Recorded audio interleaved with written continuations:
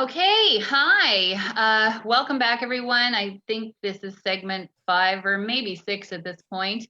My name is Heidi Little, and it is International Children's Month. Happy International Children's Month.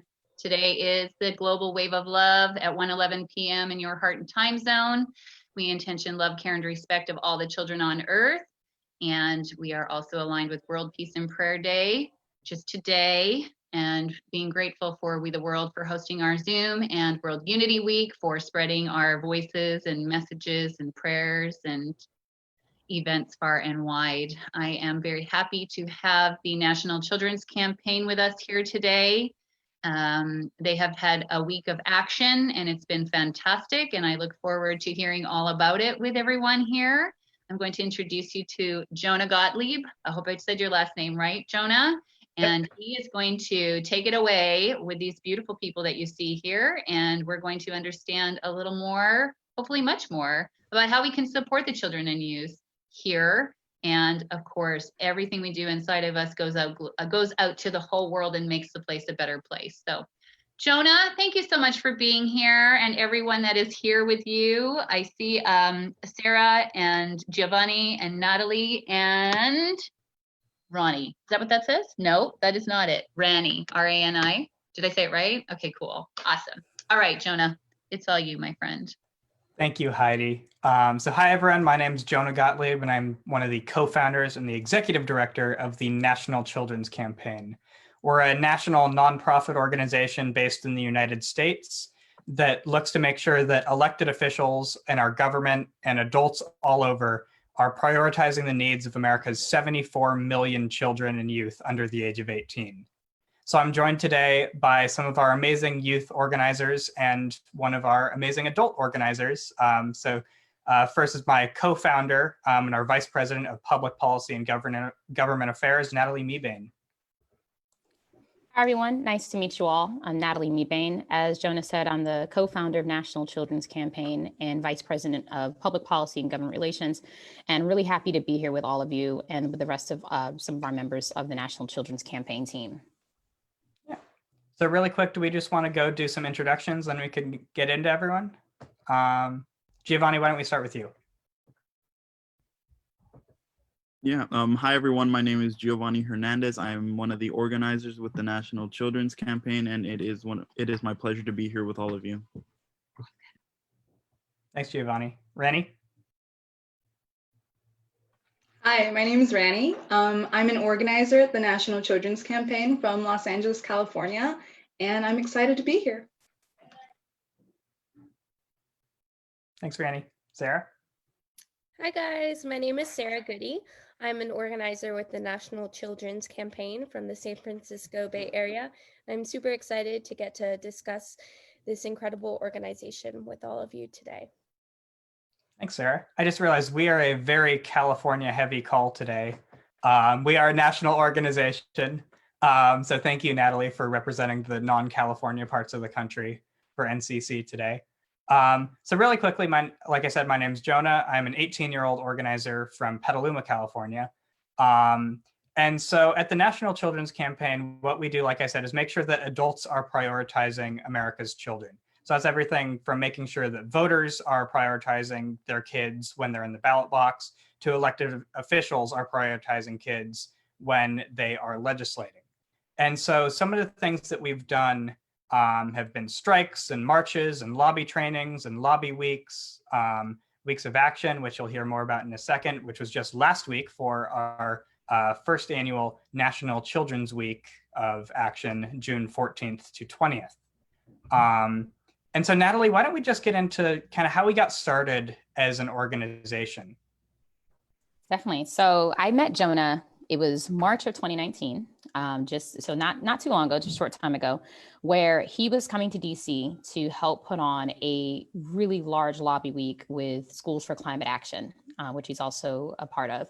And pretty much another one of our co-founders, Kimberly Gutzler, I've been working with her for a little while, and she let me know that she was putting on this event. this week-long lobby week with, it was hundreds of kids, right? It was a lot of people. And she wanted a space reserved to do a lobby training. And so at the time I was working at Sierra Club, and their office is really close to the Capitol. So I was like, yeah, we have a space that could hold folks for the lobby training. So I just booked the space in our office and got to meet Jonah, got to meet everyone, got to meet the rest of Schools for Climate Action, and got to attend one of the events that they did on the Thursday, which was a big, sort of like a town hall with a whole bunch of members of Congress and speakers and hundreds of youth. I mean, it was standing room only. I had to give up my chair because a whole group of like students suddenly came in. I was like, okay, like this is a really packed event. So it was in the Capitol, in the Congressional Visitor Center.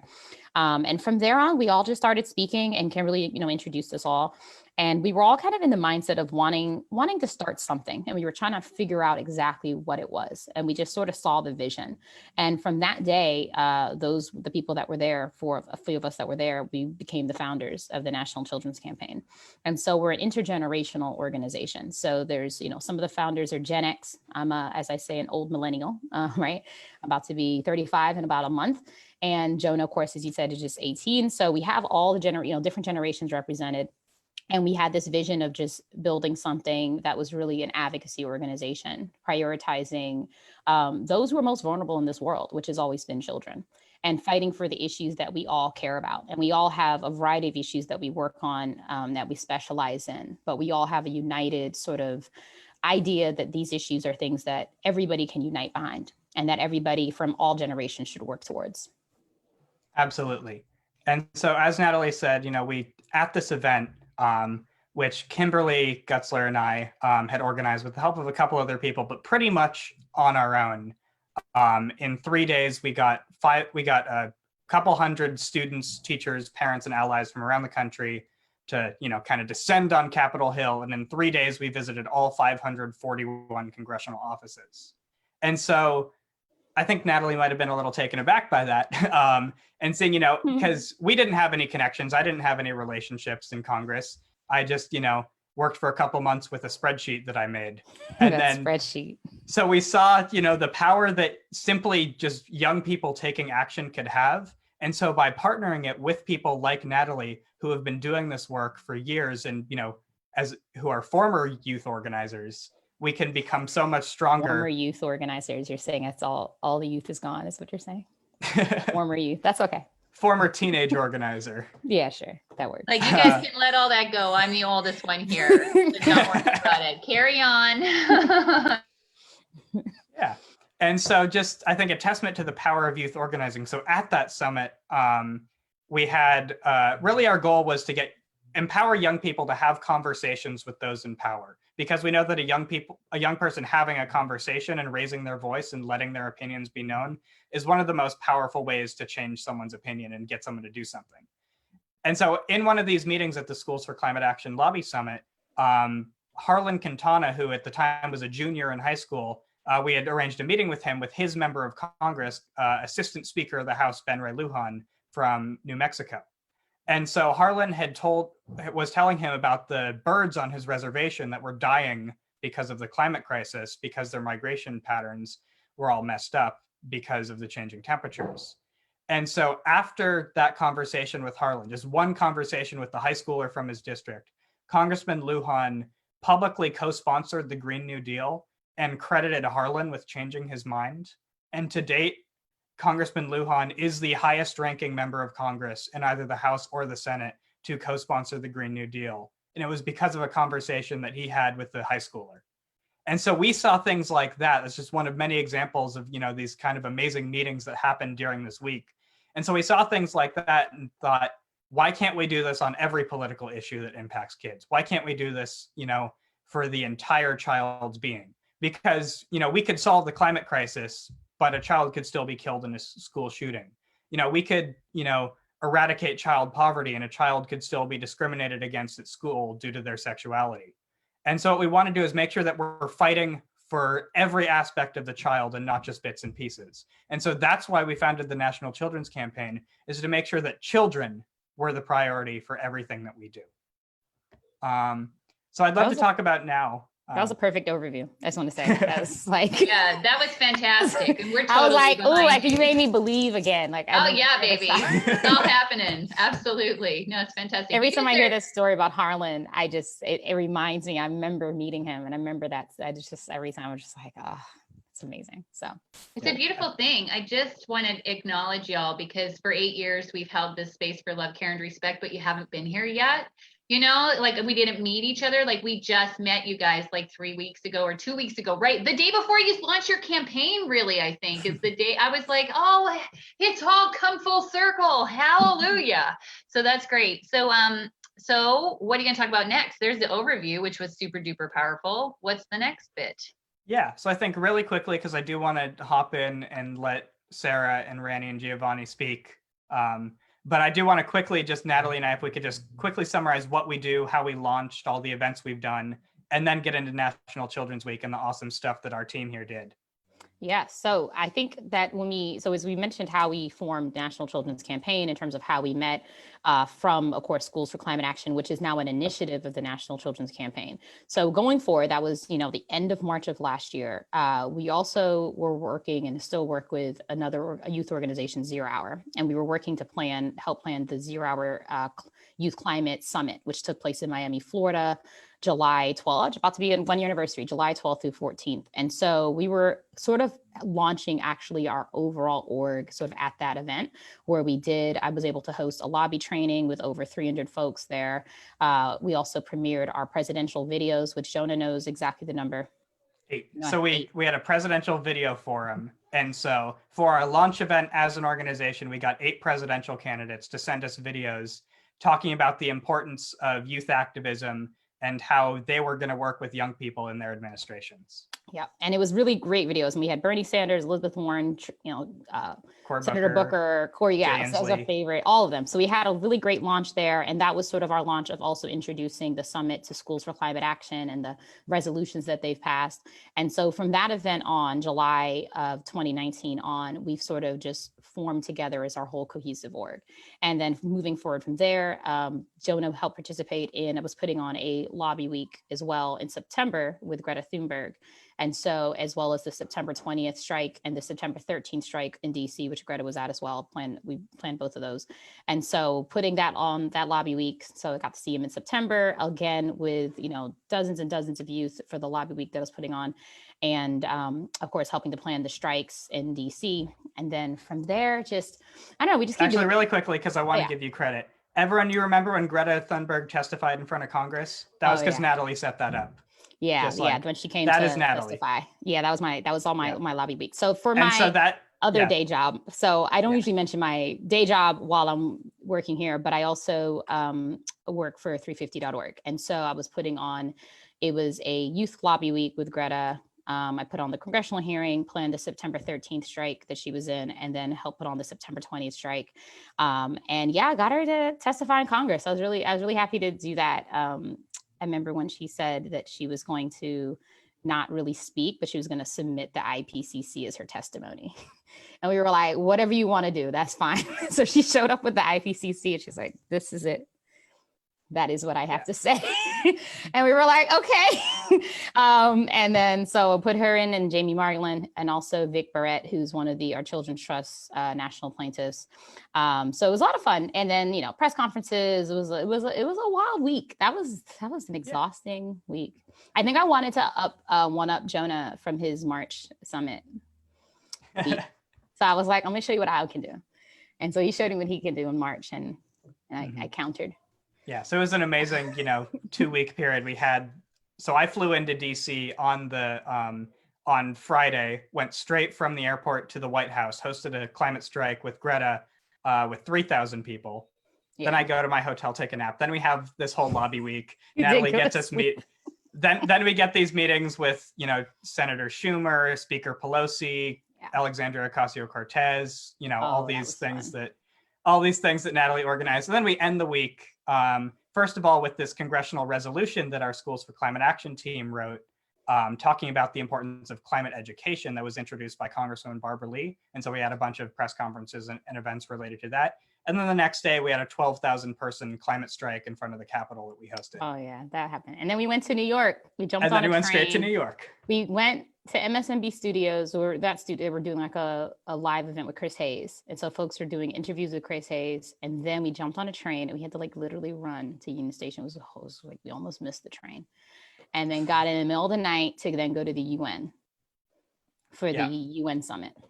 Yeah, and so we did, all this organizing in New York, meeting with all these, amazing folks, met with, the Senate Climate Task Force. And then we went home, and then we went down to Costa Rica and lobbied the vice president of Costa Rica to help our, that was me, to help our friends and partners at Alianza Mesoamerica, which is a great group of young indigenous leaders from Central America, South America, and the Philippines. And so please go check them out. Guardianes del Bosque, Guardians of the Forest. So we went there to try and see if we could help them get into the United Nations COP25 summit. And they were able to get into that. And so we were super happy with that. And so what we were planning next before coronavirus was our Vote for Our Future bus tour, which is a joint campaign with 0 Hour. Yeah. And so the dates of that was March 30th or March 20th to 31st, New York, Philadelphia, Pittsburgh, Detroit, Flint, and Milwaukee. And so we were, aiming at getting voters talking about climate, getting voters prioritizing young people, getting everyone everywhere able to have these conversations and empower the young people in their communities to make the adults in their communities stand up for us. And so that unfortunately was canceled or postponed because of coronavirus. And so we are now pivoting now to a virtual bus tour, which is launching on July 5th. And so if you want to be ready for those virtual events, talking about the importance of youth activism, specific to the upcoming elections, please go to voteforourfuture.org. Vote the number 4 ourfuture.org. So please check that out. And then from there, our next big event, which is why we have all these other lovely folks here, was National Children's Week. You've got the whole overview. Now that you got the whole overview of the year. Yeah, everything that happened.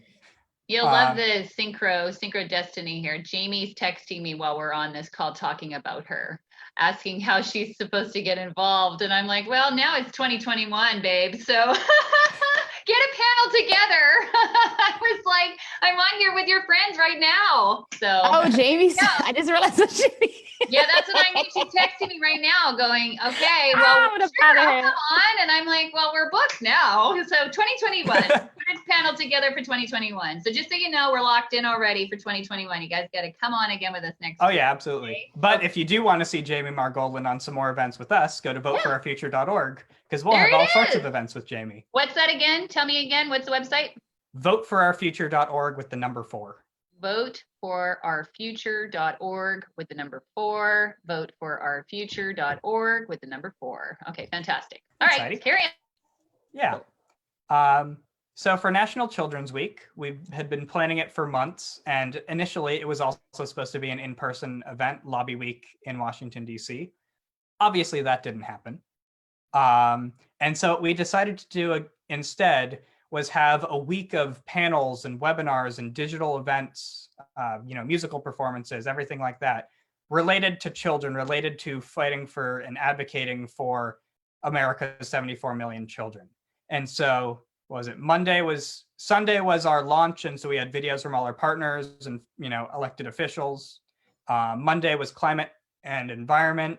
Tuesday was environmental racism and health. And see, there are a bunch of them on Tuesday. Education, that was Giovanni's panel, so I'll let you talk about that in a second. Wednesday was foster care, child immigration, racial justice. Thursday was healthcare and mental health, and Friday was Juneteenth, civic engagement, youth activism, and voting. And then Saturday, so yesterday, was the Poor People's March that we were happy to partner on and support their annual efforts, which obviously was online too. And so this team worked super hard. We had, I rewatched everything. We had 21 hours of content the entire week. And so I was on the stream the whole time, but these folks also put in so much work. Giovanni, why don't we start with you? Why don't you just talk about your panel? Yeah, so as Jonah mentioned before, I worked on the education panel. I think education is one of the most important topics for me. That panel comprised of an individual at Navarro. He is a principal at a school near Jonah's vicinity, and he talked about the administration's perspective, as in teachers, faculty, their perspective on education and how they're being impacted, not just by the virus, but by budget cuts. We see education is being cut every day and every time politicians are allowed to. We had Mia Bonta from an organization familiar here in where I'm from, the Bay Area, the Oakland Promise, talking about how they're supporting young people and students and children, not just in education in class, but outside in the community, giving them scholarships, funding them bank accounts for college. And we also had Samaya, who is a student, giving the student perspective. And this panel just shows all the perspectives that matter in education and how they are important and how each person is being affected throughout our education system. Yeah. One thing that I found so poignant about your panel, Natalie and I were talking about this the other day, is that there's so much confusion around, the phrase defund the police. But when you say defund the education system, people know exactly what you mean and they're happy to do it. And so I think it's really great, Giovanni, that you were able to put in all that work and shine this spotlight on just the millions of dollars and billions of dollars that are being cut from public school budgets and why Congress is just refusing to do anything about it. No, yeah, I agree. We see even on social media now during this climate that when people say defund the police, they're quick to jump against it. But we need to be doing the same when they say defund education. We need to have the same reaction, protect and invest in children. That's what it's about. It's not just about today, it's about tomorrow. It's about the future of young people and children, not just here, but across the country. Absolutely. So Natalie and I also are co-hosts of the official National Children's Campaign podcast. And so if you want to check that out, it's on all streaming platforms, Apple, Amazon, Google, Spotify. It's called Our Future Now. And so our last episode that came out last Tuesday was with Anthony Rogers Wright and Devin Del Palacio, talking about defunding the police and what that would mean. And on that episode, so Devin is the chair of the Black Council on the National Association of School Board Members. And so we just asked him just straight up, what would your school look like if you had the billions of dollars that he's from Arizona. So what the billions of dollars that the Phoenix Police Department has. And like, if things were switched, how different our educational environment would be. So yeah, so that's my plug for the podcast. That is a mind-blowing statement that you just made there. I want that to sink into the people out there who are going to be listening to this. Can you repeat yourself just one more time, just as an imagination exercise, Jonah? What did you say about the reversal? Yeah, so I just asked Devin, what would your schools look like? What would your school district look like if it was switched and your district had the billions of dollars that are going to the police departments right now? And the answer he gave was mind-blowing. He was talking about, every single child could have a personalized education plan.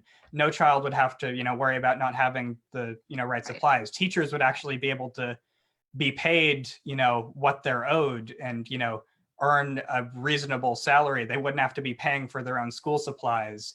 They wouldn't have to be, they would have smaller class sizes and, the ability to focus on individual kids during school and then go home and have, their own lives without having to, be slaving away in the night too. And so it was just, eye-opening just hearing from this, man who's been, dedicated his life to working in schools and helping children, what it would mean if he just had the same resources that police have right now. Yeah, it's amazing. My background is in advancements in social emotional learning. So I'm a progressive educator. And I work for the whole child, right? So, I mean, just the energy. We just came out of World Peace and Prayer Day where people were praying for everything, right? And so just the energy of what you just said, like if even half of the funding that was allocated to police officers or law enforcement or judicial systems in general was to be placed in facilitating progressive education for whole child learning, you can feel the shift right?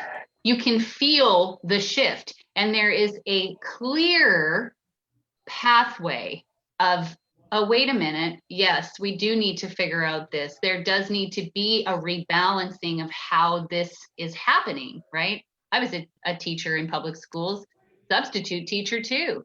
You're on pandemic unemployment insurance right now. You know what I mean? Like, that's how the public teachers in our states and our United States of America, if they're a substitute, they're on pandemic public insurance, and they were, and don't even get me started. Okay, so yeah, absolutely agree with you on that. And I just want my prayer warrior friends who've come from the last podcast broadcast into this one, and for World Unity Week, to just kind of see what that shift feels like to you. And it doesn't mean, I come from a place where our police officers are on grants. They don't have money to pay the police officers, so they're actually paying them with grants. And so I'm in a different place than most people, I think, in this country when it comes to how our police are funded and what happens with that. But what happens is you have a bridge that is made between public schools and the police officers. They work together because everybody's working on grants, essentially, right? Because not everyone they don't have the funding, right? The schools don't really have the funding, and the police don't really have the funding. So they're kind of in a similar boat. So, I'll invite our listeners out here to just kind of think about that. And as we put our attention on things, it changes things for us. I don't think we need to fire a bunch of police officers and get rid of our legal structure. I think everything needs to be focused to help make love, care, and respect for everybody, right? Equality, across the board. So anyway, I just appreciate that very much. I haven't seen that move like that before until you said that. And I think that is like the push that will change things over, for me personally anyway. So I thank you for that. Much honor. Yeah. Cool. Yeah, and so I do want to bring in Randy, but really quick, if you want to check that out, more resources on, about education and police and everything else that we do, check out that last episode of Our Future Now. It's my favorite one that we've ever done. That's the podcast, Our Future Now. Yep. You can get it wherever you would normally listen to podcasts. Yep. And so OUR or just an R? OUR, Our Future Now, all spelled out? Yeah. Okay, perfect. Yeah. Yeah, that's great. I'm sure you're going to get a lot more listeners here from all Amazing. of this. Yeah, fantastic. So Randy, you created a couple panels. One of them was on foster care and rehoming. How did that go? Okay, so I helped produce the foster care and rehoming panel, and it aired on Wednesday. I think it was mainly to start a discussion that you need to stop kids from calling the streets their home, but also the rehoming issue. So the youth homelessness pipeline, it's a conversation that really needs to be had. We had adoption expert Connie Going, who's the founder of the Adoption Advocacy Network, who brought in moderator Maureen Flatley, and we had adoptees like Joy Kim Alessi and Taylor Going, Terry Yunt. Personally, I thought it was really eye-opening that it takes media stories and international stories like publicized Hugsley's adoptions on YouTube to bring a century-old issue like foster care and rehoming back into light. So citizenship as adoptees, the homelessness pipeline, they're all really interconnected issues. And I'm glad this panel was able to touch on all of those things. Yeah, what I found most eye-opening in that panel was when Taylor, who bounced around different foster homes and group homes for years until he was adopted actually by Connie. He talked about just the mental strain of going to dozens of homes and dozens of different schools and things that a lot of kids, would take for granted. Like he wasn't able to play sports because he was never in an area long enough to be able to do that.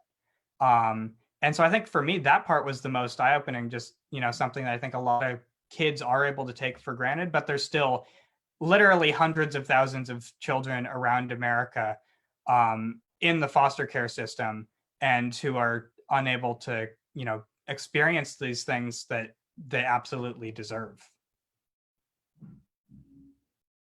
Yeah, it's a big issue. Thank you for doing the panel. Quick question, where can people go to see the panels that you did last week? Are they still live to Facebook? Did you upload them to your YouTube channel? How are people going to find these things so they can get in on them?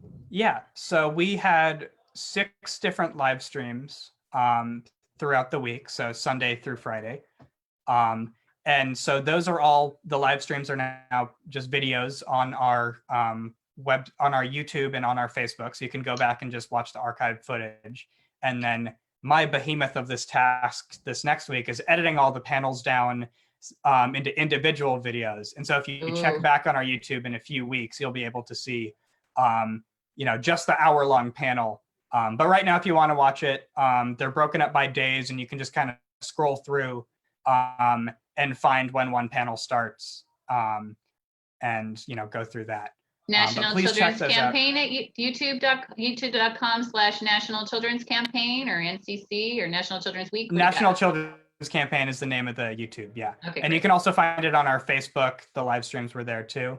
Okay, great. And our YouTube and Facebook for all of our Vote for Our Future live streams, for all of our, National Children's Campaign live streams in the weeks to come and in the, months to come, will be on our Facebook and on our YouTube. So please, follow us, please subscribe, please check it out, because that's where you'll get the most up-to-date information on when the streams are happening. Awesome. Thank you so much. Yeah. Thank you, Ronnie.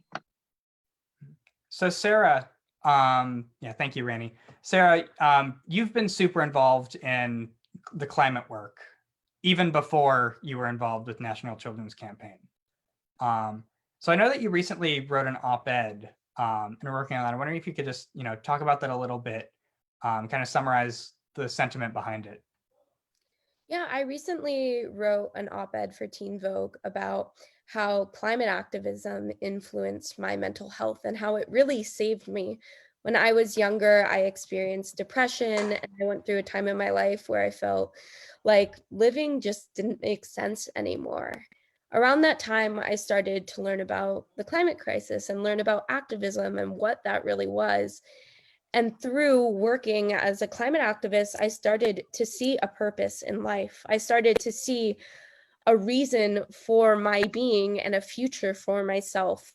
I started to be in a community of people who really loved and supported me just for being who I was. And through that activism, I was able to save myself. I was able to see a place for myself in this world, which is one of the reasons why, in addition to the climate crisis and the climate movement, mental health is such an issue that hits really deep home for me. Thanks, Sarah.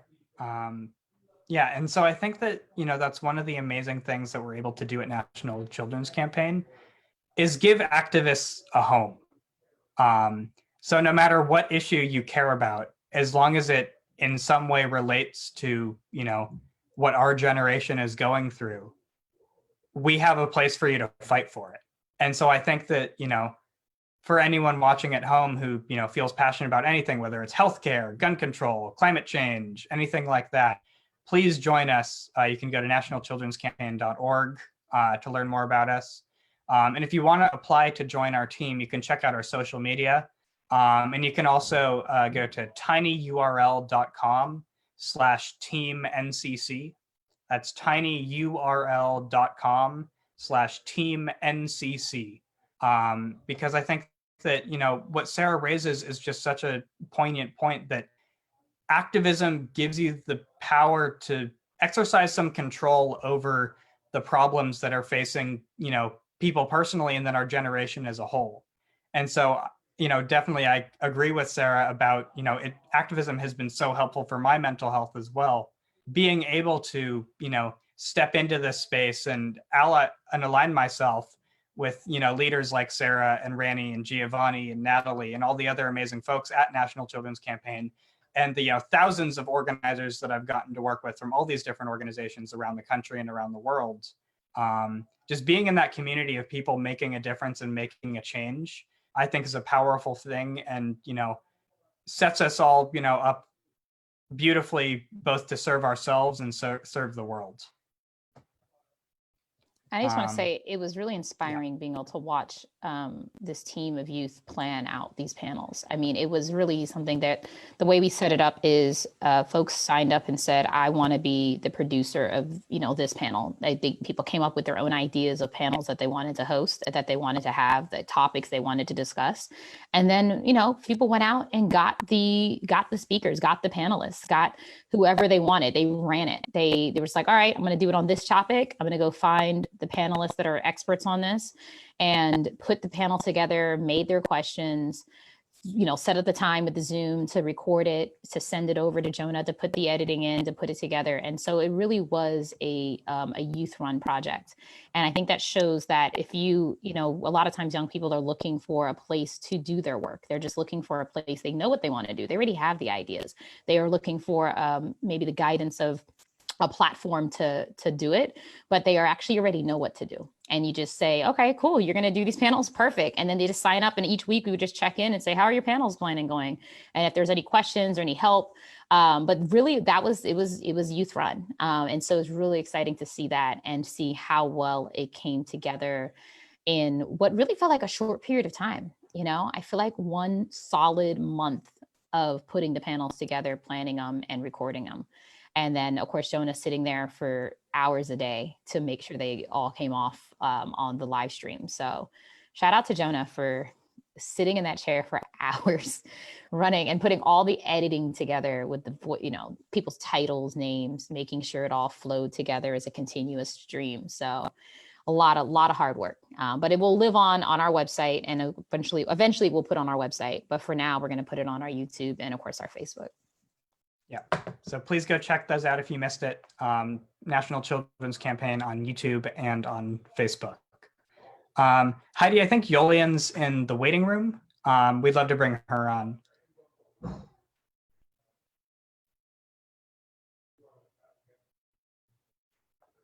Anyway, while Heidi's doing that, Randy, I'd love to go back to you. If you just want to talk about, why you do this work, why you spend hours on the phone with me, and very few people are willing to do that. Why do you do that? And spend all your time when you should just be hanging out in high school doing this activism. Okay, well, I think I really have to look back at my childhood to see where the morals and the values really drove home.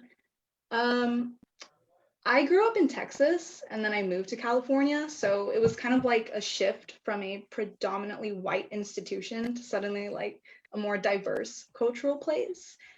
I will say that I got stuck in this Asian American minority student model where it was like, you get to learn, but you don't get to apply that knowledge to make the world a better place.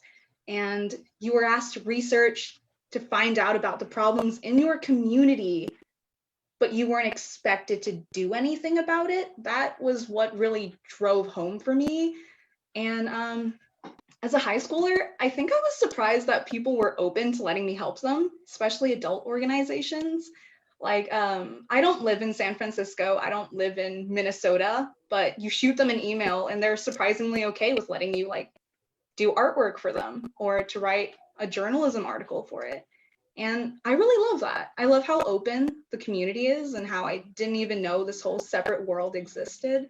So yeah, I'm willing to spend hours on the phone talking about issues that I didn't know, just because I guess I'm a natural born student, but I'm also just a kid and I'm curious about what's going on in the world. Yeah, I think that, really rings true with what we're trying to do, because, we always say we empower young people.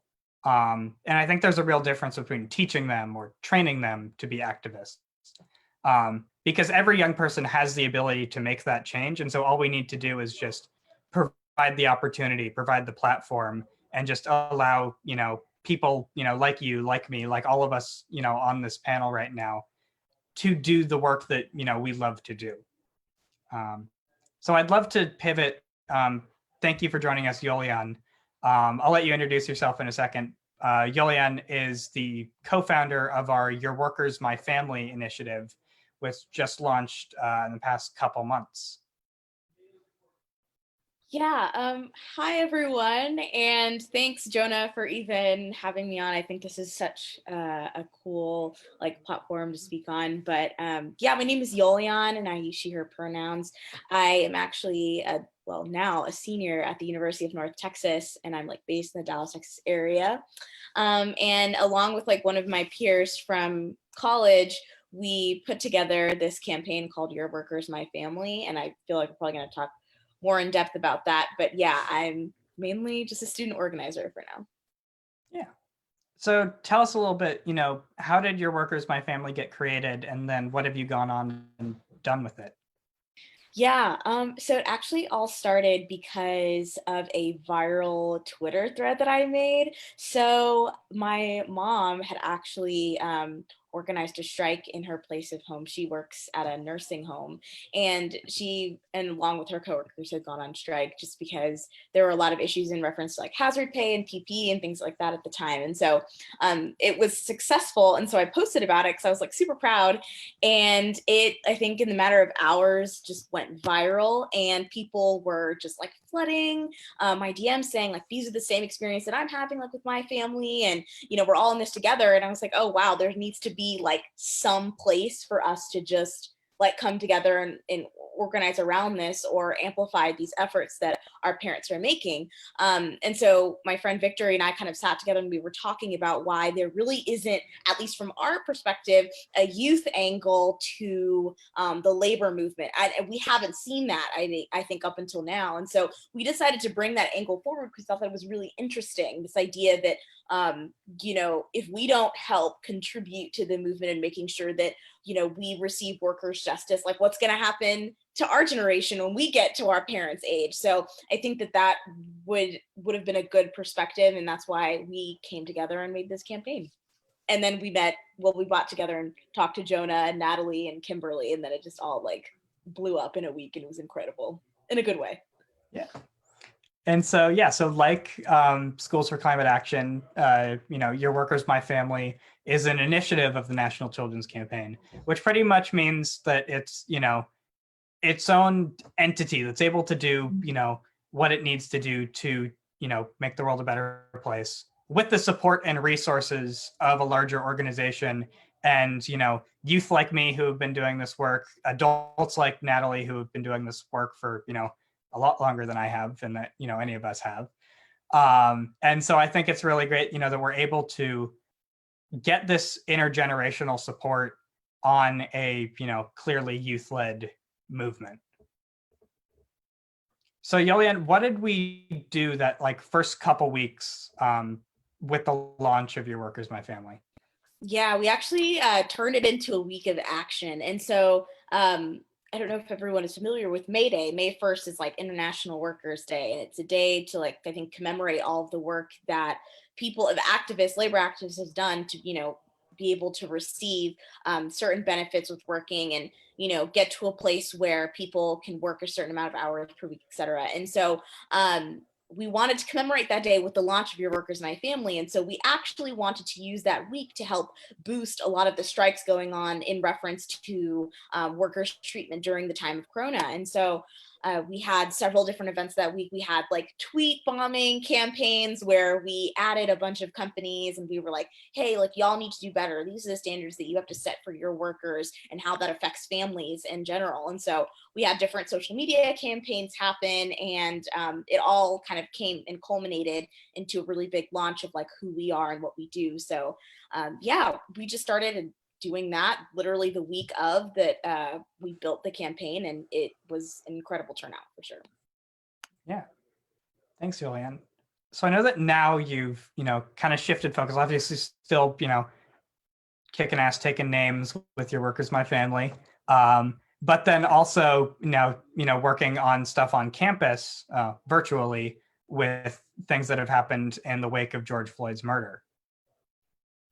Yeah, so for us, it's been interesting because we actually, with everything that happened, a lot of universities have come together to organize towards defunding our police departments. And so a group of us kind of took a hard look at where a university is at in reference to funding certain departments versus the police department.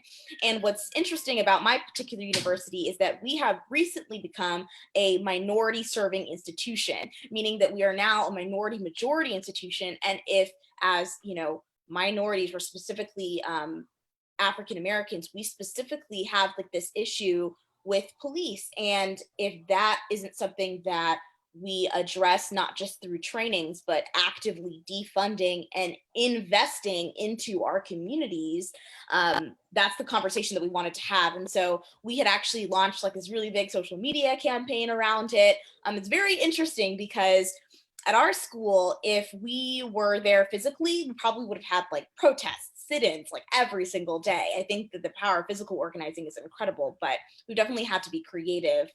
So we're following the lead of a lot of other universities all over the country that are doing the exact same work. And I think it's becoming really powerful. Thanks, Ilian. Heidi, I just want to check on time really quick. How much time we got? Yeah, we're probably rounding it up here in another 3 or 4 minutes, I think. I just want to say thank you to everybody for your powerful work and being love in action. It's a life thing for me, and I'm so happy and proud and honored to be with all of you guys and see what you're doing and hear more about you. Yeah, carry on, Jonah. What do you got? What do you got to wrap it up? Yes, and really quick, let's just go to everyone on the panel. Just leave everyone watching right now with, some final words of wisdom, how they can, why you do this work and how they support, how people at home can support, what we're doing. Randy, how about you start? I guess that the saying think big doesn't necessarily mean national or international. I mean, yeah, we're the National Children's Campaign, but realistically, you have a community that's right outside your doorstep. So if you're going to start being an activist and actively being a part of your community, go outside, even though it's quarantine, but like figuratively go outside and help the people that are outside. Giovanni? Yeah, for me, what got me started was someone telling me that you can't help everyone and their problems. And the mentality of my stubbornness was I at least need to do a little. I got on a bus, did an hour into City Hall and started there, and now I'm here. I think what I can say to everyone is start in your community. You are attached to it. Make that change, be the change, and lead it. If you're the first, you're the first. If there's others, join others. You're not alone. There's people out there. You just have to reach out, and don't be afraid to ask for help if you need it. Thanks, Giovanni. Sarah? I really, really appreciate what Giovanni and Ronnie just said. I think that you have a voice. You have the power to do something. You may not always seem like it, but there is something really special about you, something unique that you have and no one else has. And you can use that to change the world and leave this place better than you found it. Thanks, Sarah. Yilian? Yeah, I would say I got into this work because I didn't really have a choice. I think that the problems that afflict particularly like my community and I think where I'm from kind of did not allow me to develop like certain passions. I just had to get into it because of where we were at. And so I think that I see activism as something that it's just not even passion at this point. It's like, it's a mechanism for potential like survival. It's a mechanism for being able to see, I think, a future that we haven't seen yet and to aspire to, see better communities and become a better community. And so I think that's kind of why I'm in this work. But something that I would say to anyone that's even thinking about getting involved, I think recognizing that like no matter how experienced, how uneducated or young you are, I think that you have just as much power as maybe the most powerful being on earth, because I think that power is so relative and subjective nowadays. So I think everyone has a lot of power to do something and be something. Definitely. Natalie? Everything you guys have said is so inspiring. I'm just like, wow. like, these are some good like sound bites. I'm thinking this all is like a beautiful speech that I'm gonna remember. So I would say for me, just, don't stop. I think that being in this work for a while, it can be exhausting. You can feel like you're fighting the same things for years. I've been fighting Keystone XL pipeline for 12 years. 12 years. Still doing it, still working on it. Working on it with some of the same people since '08. And I think the idea is persistence. It's not necessarily an overnight success. It's not necessarily just going to happen, but it won't happen unless you do it. And so just continuing on, and even when you get exhausted, and even when you just are like, what's the point of all this? Knowing that, as Yolian said, it's not a choice. It's not really a passion. It's like, it's a mandate. There's nothing else that you can do. And it's nothing else that you're going to do. This is what you're doing for your life, period. And so just make that commitment if that's what you're going to do. And just know that this is your world. And it's inspiring when you meet and know young people like the people here who keep you going, and they refill your energy to know that this isn't hopeless, that everything you're working on is actually worth it. And so to just continue. Yeah. I think just my parting words are, everyone on this panel is super special and does amazing things, but we are also representative of our generation as a whole. And so every young person has the potential and the ability to do this organizing. And so please do that, whether it's in your own community, like Rani said, or whether that's, joining an organization. If you're passionate about this work, if you're passionate about fighting for yourself, for your community, for your generation, please join us. nationalchildrenscampaign.org.